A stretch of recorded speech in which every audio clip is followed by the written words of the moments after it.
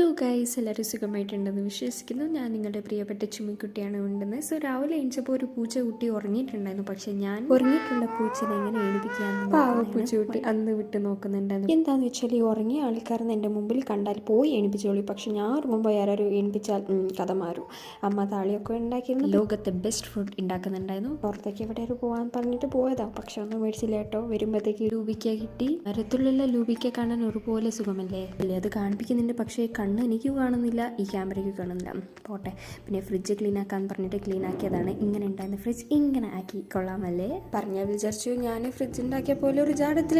പോട്ടെ. ചുണചുണയുള്ള കാണുന്ന കാപ്പിനെ തിന്നാൻ തോന്നി. അങ്ങനെ ഒന്ന് പുറക്കി തിന്നും. നല്ല സ്വീറ്റ് ആയിരുന്നു. ലൈഫിൽ ആദ്യമായിട്ടാണ് ഞാൻ കാപ്പി പറിക്കുന്നത്. ഒരു നല്ല എക്സ്പീരിയൻസ് ആയിരുന്നു. കൊതുക് കളിക്ക് നല്ല സുഖമായിരുന്നു. ഇത് രുചിയുള്ള ചോര കുടിക്കാൻ ഒരു സുഖമുണ്ടല്ലോ എന്ന് വിചാരിച്ചിട്ടുണ്ടാവും.